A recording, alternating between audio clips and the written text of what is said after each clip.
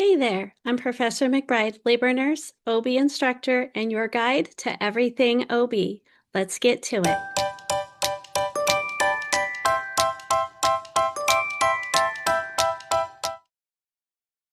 Let's practice applying what we know about lochia and postpartum bleeding.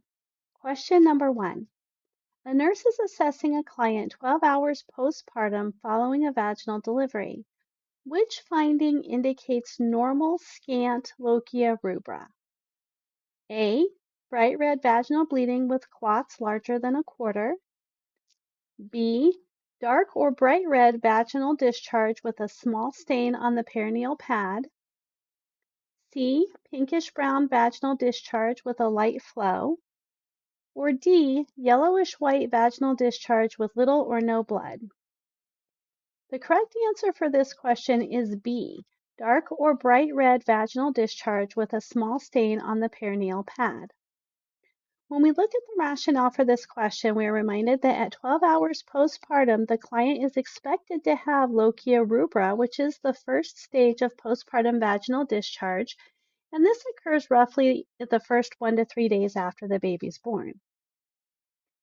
It's going to have a red color, and it's characterized by either dark or bright red appearance, and it can have blood and some decidual debris in it. The term scant is describing a volume, and scant volume is a small stain on the perineal pad about the size of 1 inch. The other options for this question included A, bright red vaginal bleeding with clots larger than a quarter.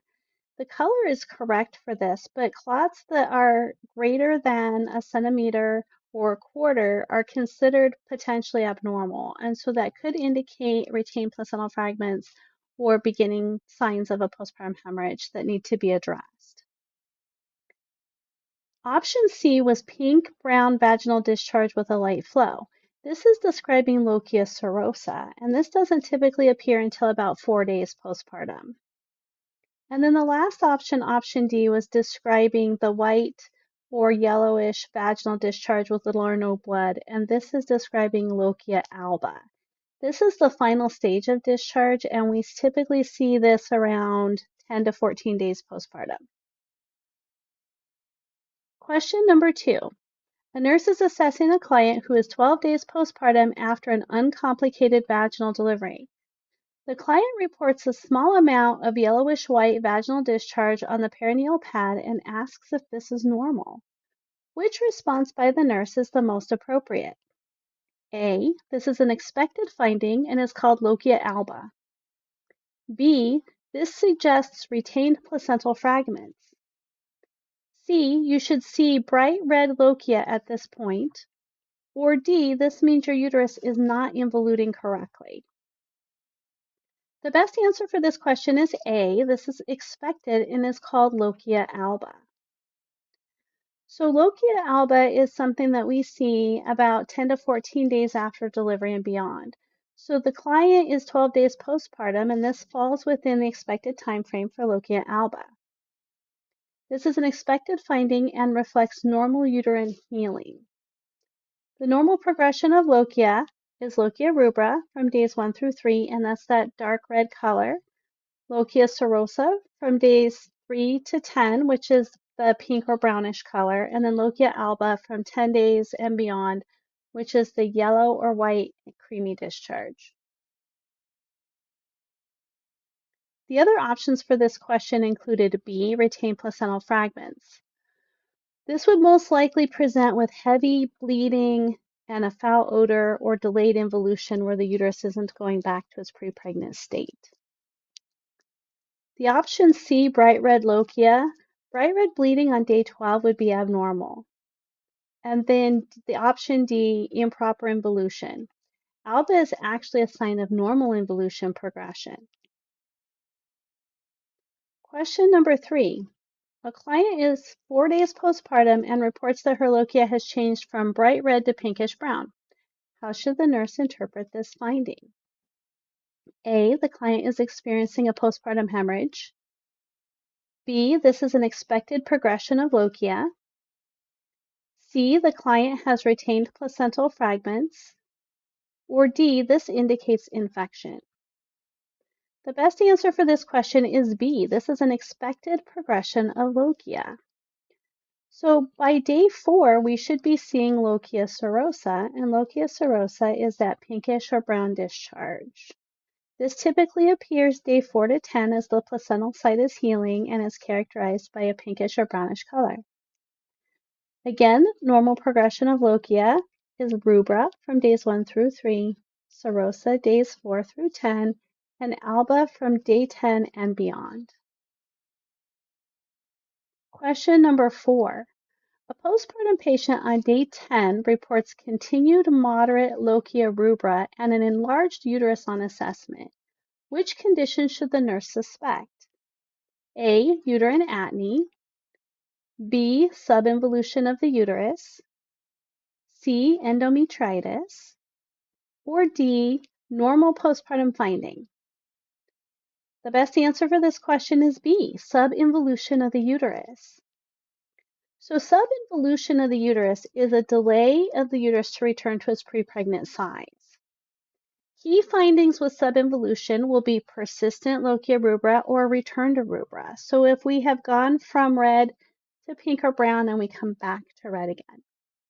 An enlarged uterus. The uterus should be going down about a centimeter per day. So if it's not doing that, that is subinvolution. And this may be associated with retained placental fragments or infection. Question number 5. A nurse is caring for a postpartum patient 2 days after delivery. Which findings should the nurse follow up on first? A. Lochia rubra with a moderate amount after ambulating. B. A small gush of dark red blood while standing. C. A steady trickle of bright red blood noted while in bed. Or D. Lochia rubra with a mild fleshy odor. The best answer for this question is C. A steady trickle of bright red blood noted while in bed. If we see a steady trickle of bright red blood, especially if the patient's laying down, this can be concerning for ongoing bleeding, like with uterine atony or an unrepaired laceration. Moderate lochia after activity can be normal, and a gush when standing can be caused by pooled blood in the vagina, so this is not concerning. And a fleshy odor is normal as long as it's not foul, because that could be a sign of infection. Question number 6. A nurse is assessing 4 postpartum patients. Which patient is most likely experiencing uterine atony? A. A patient 2 hours postpartum with a boggy uterus and heavy vaginal bleeding. B. A patient 8 days postpartum with persistent Lochia rubra and an enlarged uterus. C. A patient 1 day postpartum with a firm fundus and moderate Lochia rubra. And D. A patient 2 weeks postpartum with light Lochia alba and a firm uterus. The best choice for this one is A. A patient 2 hours postpartum with a boggy uterus and heavy vaginal bleeding. This is a classic presentation of uterine atony, which is happening in the early postpartum period or the first 24 hours after delivery. We can see a soft, boggy uterus and heavy bleeding. Option B, that was 8 days postpartum with Lochia rubra and an enlarged uterus, is suggesting subinvolution of the uterus, which occurs days and weeks after delivery.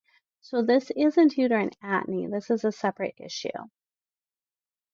Option C was 1 day postpartum firm fundus, moderate Lochia rubra. A firm fundus indicates normal uterine tone, and moderate Lochia rubra is expected in the first postpartum day.